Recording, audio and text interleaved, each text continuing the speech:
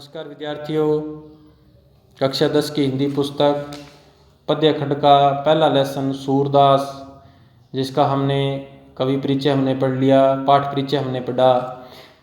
सूरदास जी का जो जन्म हमने देखा, आचार्य रामचंद्र शुक्ल के मतानुसार 1540 विक्रमी संवत को जन्म हुआ और मृत्यु इनकी कब हुई?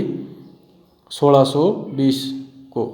और इनका जो जन्म है वो आगरा और मथुरा के बीच स्थित रौनकता ग्राम में, और कुछ विद्वानों का दिल्ली के समीप में सिही नामक ग्राम को क्या मानते हैं? जन्मस्थली मानते हैं। और इनकी मुख्य जो ग्रंथ है सूरसागर, साहित्य लहरी और सूरसरावली, जिसमें सूरसागर इनका क्या है? श्रेष्ठ ग्रंथ माना गया है। ठीक है बच्चों, जो साहित्य लहरी है उसमें 118 पद इसमें दिए गए हैं, जो क्या है? एक चमत्कारपूर्ण और कूट शैली में दिए गए हैं। सूरसरावली में वल्लभाचार्य के जो पुष्टि मार्ग से संबंधित सेवा पर आधारित सूरसागर के ही इसमें विशेष पद इसमें दिए गए हैं, संकलित हैं। ठीक है बच्चों। और सूरसागर में क्या है? श्री कृष्ण की लीलाओं पर आधारित पदों का इसमें विशाल इसमें संग्रह है, और इसमें वर्णन किया गया है। श्री कृष्ण के बाल वर्णन और भ्रमर गीत इसमें संग्रहित है। ठीक है बच्चों, तो चलिए हम आगे पढ़ते हैं। प्रथम पद में श्री कृष्ण और राधिका का प्रथम मिलन का वर्णन है।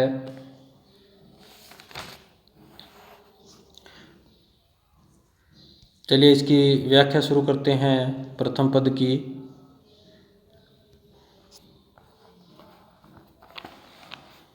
बुझत श्याम कौन तू गोरी। यहाँ श्री कृष्ण को की और राधिका से ब्रज की गलियों में अचानक भेंट हो जाती है, और इसमें श्री कृष्ण उसका परिचय पूछते हैं श्री कृष्ण राधा से। बुझत का अर्थ होता है पूछना, पूछते हैं। श्याम का अर्थ होता है श्री कृष्ण। कौन तू गोरी, गोरी हे सुंदरी। तू, श्री कृष्ण पूछ रहे हैं कि तू कहाँ, हे सुंदरी तुम कौन हो, कहाँ रहती काकी है बेटी, और कहाँ की रहने वाली हो, और काकी अर्थात किसकी पुत्री हो। देखी नहीं कबहू ब्रज खोरी, और हमने इससे पहले तुम्हें ब्रज की गलियों में नहीं देखा। खोरी का अर्थ होता है गलियां। अब राधा इसका उत्तर देती है, काहे को हम ब्रज तनावती, खेलत रहती अपनी पोरी। पोरी का अर्थ होता है घर की दहलीज, द्वार। ठीक है। अब राधा उसके श्री कृष्ण के प्रश्न का उत्तर देती है और कहती है कि भला हमें ब्रज में आने की क्या आवश्यकता है, क्या जरूरत है। सुनत काहे को हम ब्रज तनावती, अर्थात ब्रज में हमें आने की क्या जरूरत है, क्या आवश्यकता है। खेलत रहती अपनी पोरी, मैं तो अपने द्वार पर अपने ही आंगन में खेलती रहती हूँ। सुनत रहती सर्वजनी नंद डोटा, करत फिरत मक्खन दही दी चोरी। और आगे और कहती है कि हाँ, हमने अपने कानों से ये सुन रखा है, सुनती रहती हूँ कि कोई नंद डोटा अर्थात नंद का पुत्र है, नंद का लड़का है, करत फिरत मक्खन दधी चोरी, और मक्खन और दही की क्या करता रहता है?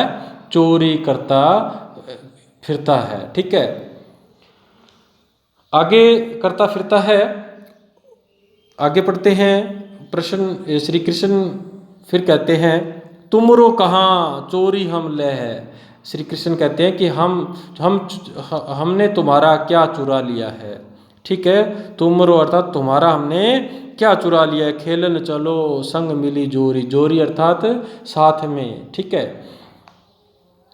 जोड़ी बनाकर हम साथ में, साथ साथ। ठीक है बच्चों।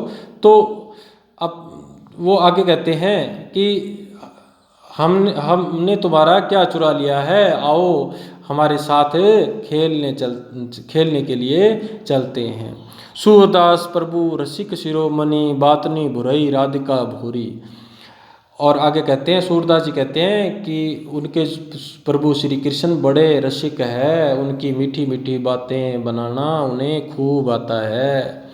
और बातनी बुरई राधिका भोरी, और उन्होंने भोली भाली राधिका को अपनी बातों में बहका लिया, ठीक है, और साथ साथ खेलने के लिए चले जाते हैं, चल दिए, ठीक है।